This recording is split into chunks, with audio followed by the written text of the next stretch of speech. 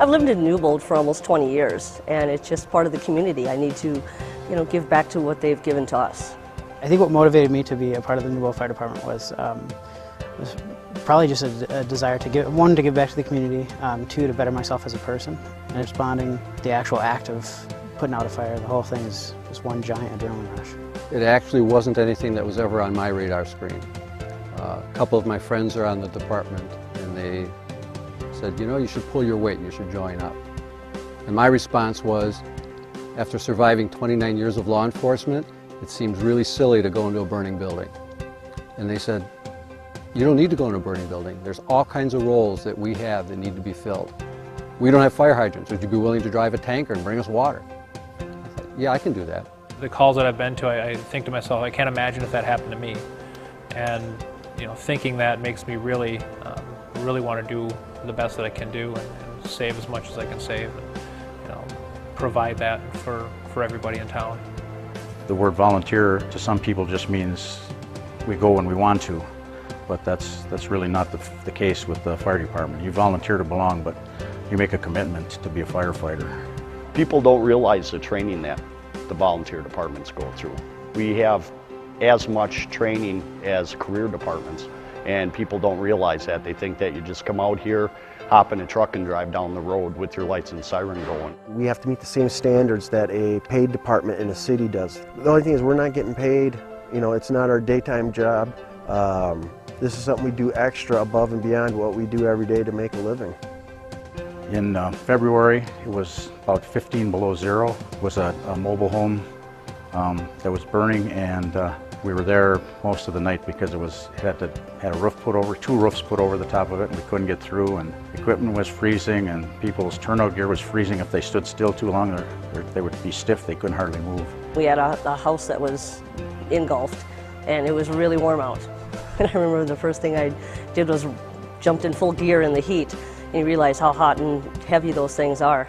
And I spent the time running back and forth with hoses and running for water and just assisting the firefighters as they came out. I was on the ambulance with a couple other EMTs, and it was a Newbold Township call, and we got called to a 14-year-old boy with a gunshot wound. It was an elderly female that got trapped in her cabin. The cabin caught fire. The gentleman that was supposedly DOA actually was alive, and I was on scene for what probably was only a few minutes by myself, but seemed like an eternity. Fighting the fire on the car, and the airbags pop and throw me about 10 feet backwards, just out of reaction.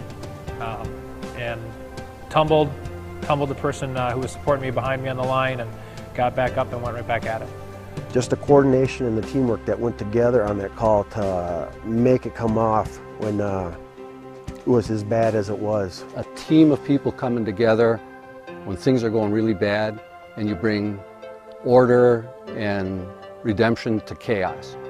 And to see these men and women on this department go out and sometimes risk life and limb to protect property and sometimes save people's lives, it's a neat thing to be a part of. And we get up at all hours of the night to respond to those calls. Some are as simple as, a smell of smoke, which may be nothing, a light ballast or something, and some are actual fires.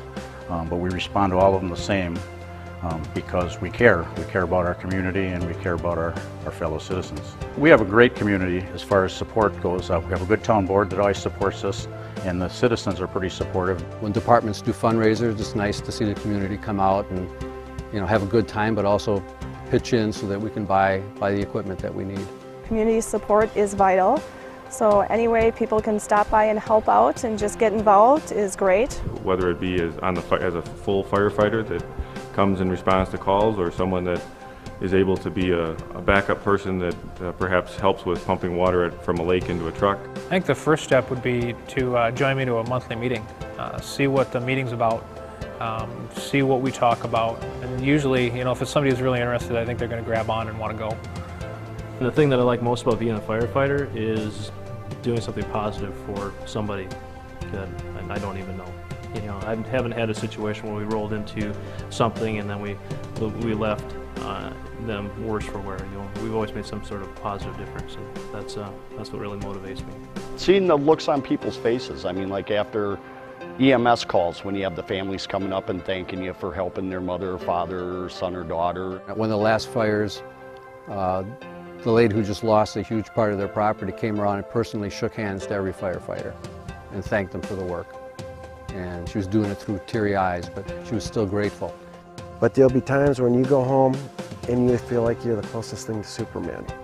And there's times where some of the stuff you see just makes you want to cry, but at the end of the day, it's all worth it.